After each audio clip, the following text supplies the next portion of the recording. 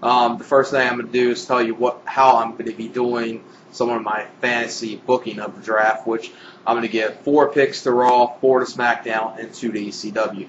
Then after that, I'm going to do something which WWE most likely does every year, is, basically the trades or stuff like that, or acquisitions they can just get from doing trades or just talking to the GM. So they'll probably do something like that, where they'll do, additional picks after WWE Raw goes off the air on WWE.com to increase their hits on their website.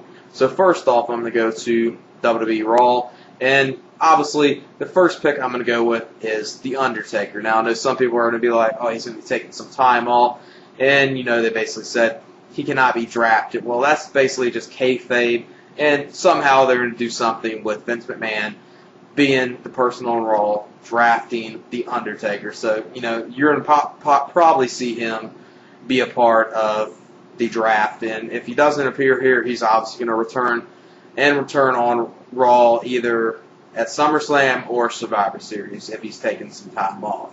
Now on to the next pick, which is MVP. MVP is a talent I could see working well on Raw. He has that appeal. He's very hateable. He's actually improving his in-ring skills, and plus he's actually a good talent, I think, that can talk you to a match and build it up well. And he's a good talent that I think could work well on Raw. And another person, obviously, I see working well on Raw is Batista. I think Batista needs to be gone from the SmackDown brand, put on Raw, and possibly turn heel and go against Triple H. Or, later on you could have him and Undertaker take on each other again. Or, just different opponents I would like to see him against. Him and Cena, they haven't really wrestled each other in a long time, so that could be good to see, and it'll be a very marketable money match for WWE, which would be Batista and John Cena. Another person, which is the last pick for Raw, I'll go with is Matt Hardy. Matt Hardy is one of the talents I think that would do great on Raw. He's very over with the crowd, no matter if he's, actually a champion, which he is now, which I think he's still the U.S. champion. To my knowledge, I don't really watch SmackDown that much, so unless he lost on SmackDown, he's still the U.S. champion.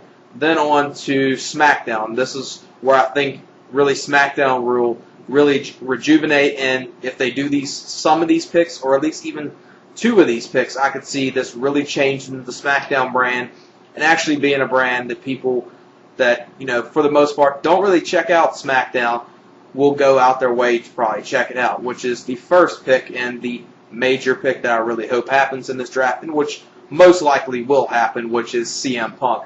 CM Punk will work great on SmackDown. Him and Edge could have a great feud. Edge is very hateable. CM Punk is very over with the crowd. It could just work great. Edge still kind of has that rock and roll gimmick with the rated R superstar, and Punk's the straight edge superstar. So that could be an excellent feud, and a feud I would really love to see. And most likely, CM Punk will be probably going to the SmackDown brand, because hopefully he will not go to the Raw brand. Because if CM Punk goes to the Raw brand, you will see him probably hold on to the world title and cash in the Money in the Bank briefcase. But then after that, the worst part of it, which would be, is Triple H completely burying him. So I think he would work well on SmackDown. He's a talent that will be great on there, and he needs to be off the ECW brand. Now the next pick, which is a pick I really, really hope to see happen, which is Shawn Michaels. I think Shawn Michaels will do a great job on SmackDown. Him and Edge could have a great feud. The next 2 people that I'm going to be naming after Shawn Michaels, he could have great matchups with them. Him and CM Punk, they could have a great feud. I would love to see sometime in the future CM Punk turn heel and, use his, basically, do what he did in Ring of Honor when he was world champion. That would be an excellent thing to do. Basically have him go in, win the world title, and all the fans be cheering, then turn on the fans. It would be a great thing to see happen. But WWE is going to probably wait a long time until CM Punk's marketability of a face lessens down. So you're not going to see him turn heel anytime soon. Then on to the next pick, which is Chris Jericho. Chris Jericho is another one of those talents that will work great, not being on Raw, and actually I don't think he's worthy of really being in the higher main events, against Edge or CM Punk or Shawn Michaels.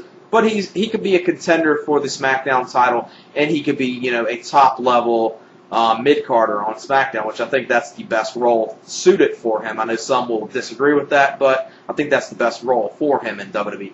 Then lastly, to the last pick for SmackDown, and this is a pick where really it will rejuvenate this talent and really help this talent out a lot if he actually gets put on the SmackDown brand, which is Umaga. Umaga is completely jobbed out on Raw, and he's not, a credible monster in WWE anymore. Just put him on SmackDown, rejuvenate him, and put him back into that monster type role, and basically have him demolish everyone on SmackDown.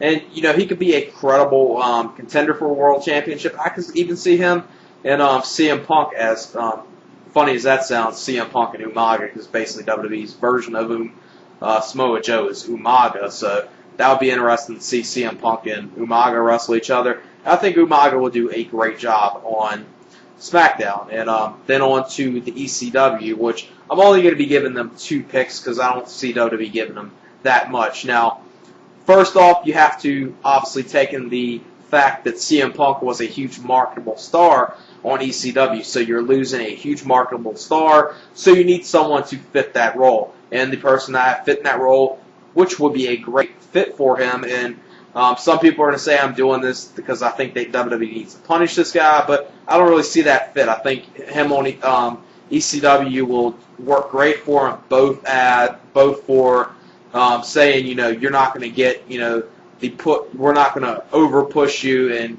push you to the moon and have you fuck it up again. And I'm pretty sure a lot of you are already guessing what talent this is, and that's Jeff Hardy. Jeff Hardy would be a great talent to put on the ECW brand.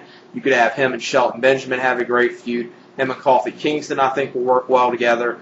The debut and Matt Sydal, him and Jeff Hardy would be an incredible match that I would love to see, and somewhat of a dream match. So that could be interesting, because I view Matt Sydal as basically the next AJ Styles, and I think he doesn't have the wrestling talents of AJ Styles. He's pretty damn close to it, but the one thing he has that AJ Styles is lacking is actually a personality and something, if he plays a cocky heel, Matt Sydal can do a great job with it, because basically his last few months he was with Ring of Honor, he did a great job of playing that cocky heel with Sweet and Sour Incorporated, and even when he was tag champs with Christopher Daniels. So I think you can see a lot of good stuff from a Jeff Hardy being on ECW. It'll be showing that WWE isn't going to give this guy a shot without having him prove it first. If Jeff Hardy proves himself for about 6 or 9 months on the ECW brand, then by WrestleMania he's in the Money in the Bank match, let him win the Money in the Bank match and let him cash it in and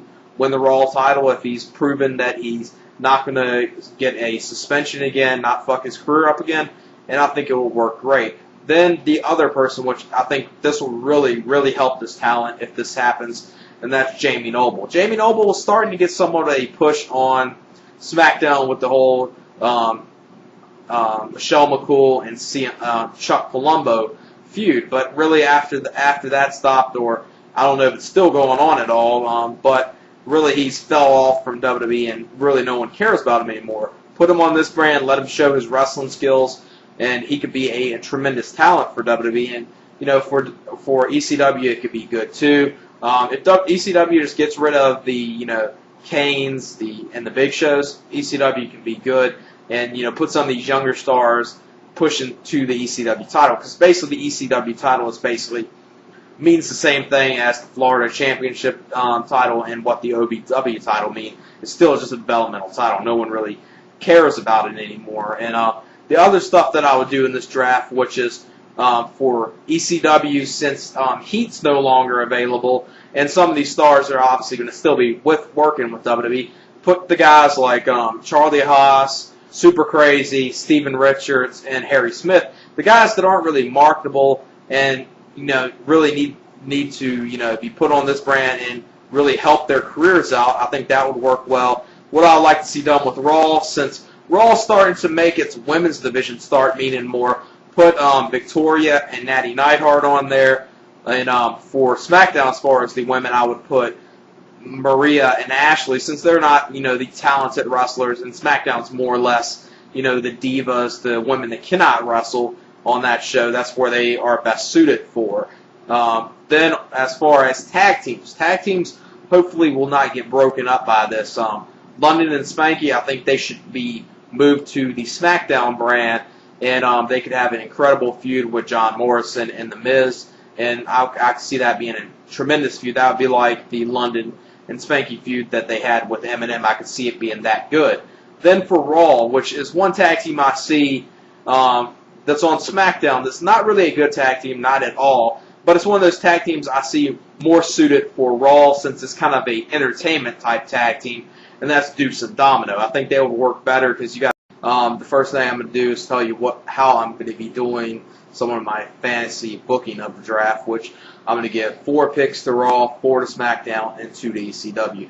Then after that, I'm going to do something which WWE most likely does every year is, basically the trades or stuff like that or acquisitions they can just get from doing trades or just talking to the GM. So they'll probably do something like that where he's working well on Raw. He has that appeal. He's very hateable.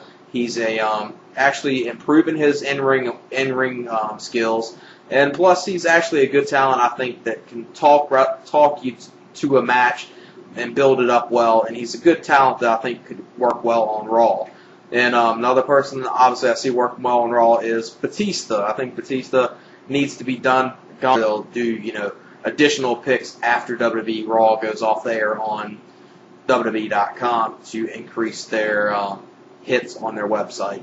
So first off, I'm going to go to WWE Raw, and obviously the first pick I'm going to go with is The Undertaker. Now I know some people are going to be like, oh, he's going to be taking some time off, and they basically said he cannot be drafted. Well, that's basically just kayfabe, and somehow they're going to do something with Vince McMahon being the person on Raw drafting The Undertaker. So, you're going to probably see him be a part of the draft, and if he doesn't appear here, he's obviously going to return on Raw either at SummerSlam or Survivor Series if he's taking some time off.